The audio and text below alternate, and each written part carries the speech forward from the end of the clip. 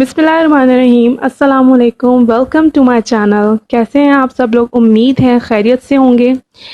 आज का lesson number 12 जो कि टेंसेस का सेकंड लास्ट लेसन है। तो चलते हैं आज के लेसन की तरफ। आज का टॉपिक है हमारा past perfect continuous tense. Meanings देख लेते हैं। पास्ट मीन्स माजी, परफेक्ट मीन्स मुकम्मल, कॉन्टिन्यूअस मीन्स जारी एंड टेंस मीन्स ज़माना। तो क्या मतलब है इस पास्ट परफेक्ट कॉन्टिन्यूअस का टेंस का? फेल, माजी, मुकम्मल, जारी। तो चलते हैं इसकी डेफिनेशन की तरफ। We use past perfect continuous tense to talk about something which had been in progress up to the past time and there is mention of the point of time or period of time। हाँ जी, तो इसको उर्दू में समझ लेते हैं कि ये tense असल में हम क्यों यूज़ करते हैं। इस टेंस को हम इस्तेमाल तब करते हैं ऐसा काम जो कि माजी में जारी हो, ठीक है, शुरू भी माजी में और माजी में ही वो जारी हुआ हो। और इसमें हम जो है वो पॉइंट ऑफ टाइम यानी कि किसी काम के शुरू होने का वक्त उसका जिक्र हो और पीरियड ऑफ टाइम, ठीक है, यानी कि किसी काम की मुद्दत या अरसे का जिक्र हो। अच्छा जी, अब चलते हैं इसकी फॉर्मेशन की तरफ। उर्दू में जो है इसकी पहचान बिल्कुल सेम पास्ट कॉन्टिन्यूअस टेंस की तरह है, जैसे उसमें रहा था, रही थी, रहे थे वगैरह आता था, ठीक है। लेकिन इसमें क्या है, इसमें सिर्फ और सिर्फ जो है वो हमें क्या मेंशन होगा, काम शुरू होने का वक्त। जैसे एग्जांपल है सुबह से, कल से, या किसी भी ईयर का आपको मेंशन हो, या फिर काम की मुद्दत, काम का अरसा, जैसे 5 घंटे, 2 साल, 4 साल या 4 महीने, इस तरह का जिक्र हो। अब जब पॉइंट ऑफ टाइम का जिक्र होगा यानी कि काम शुरू होने का वक्त, अगर इसका जिक्र होगा तो उस वक्त हम यूज़ करेंगे सिंस। और अगर किसी काम की मुद्दत का जिक्र होगा या किसी काम के अरसे का या पीरियड ऑफ टाइम का जिक्र होगा तो तब हम यूज़ करेंगे फॉर, ठीक है। चलते हैं अफर्मेटिव सेंटेंस की तरफ। अब इसकी फॉर्मेशन क्या है कि इसमें हमने सब्जेक्ट यूज़ करना है, आफ्टर सब्जेक्ट हेल्पिंग वर्ब, और हेल्पिंग वर्ब हमारा है हैड, ठीक है।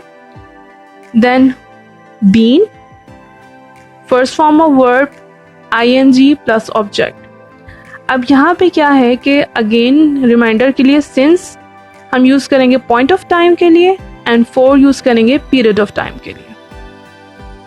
चलते हैं ट्रांसलेशन की तरफ। हाँ जी, हमारा फर्स्ट सेंटेंस है हम कल से काम कर रहे थे, ठीक है।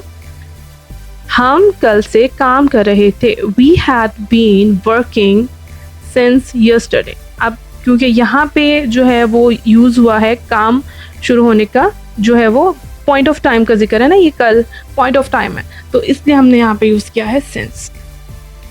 नेक्स्ट सेंटेंस, तुम 30 मिनट से खेल रहे थे, you had been playing for 30 minutes. अब यहाँ पे जो पीरियड ऑफ टाइम है उसका यानी कि जो काम की मुद्दत है वो हमें नहीं पता कौन से 30 मिनट हैं, ठीक है, तो इसलिए हमने यहाँ पे यूज़ किया फॉर।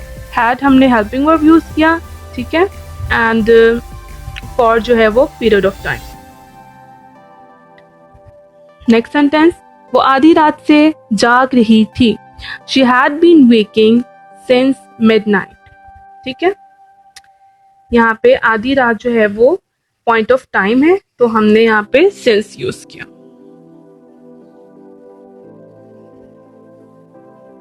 नेगेटिव सेंटेंस की फॉर्मेशन है subject, helping verb had, then not and then been, ठीक है। First form of verb with ing and then object. चलते हैं इसकी ट्रांसलेशन की तरफ। ओके जी, वो 10 मिनट से अपना काम नहीं कर रहा था, he had not been working for 10 minutes, ठीक है। जो 10 मिनट्स है it's a period of time, तो पीरियड ऑफ टाइम के लिए हमने जो है वो फॉर यूज किया। एक चीज़ आपने लाजमी यहाँ पे याद रखनी है कि जो हैड है वो हमने सारे सब्जेक्ट के साथ यूज़ करना है, ठीक है, whether it's singular whether it's plural, तो हमने सबके साथ हैड ही यूज़ करना है। ओके, नेक्स्ट सेंटेंस है हाजरा 3 दिनों से बात नहीं कर रही थी, Hajra had not been talking for 3 days, ठीक है। 3 दिन जो है वो हमें कोई फिक्स नहीं पता कौन से 3 दिन है, तो it's a period of time, तो हमने यहाँ पे यूज़ किया फॉर। वो सुबह से खाना नहीं खा रही थी.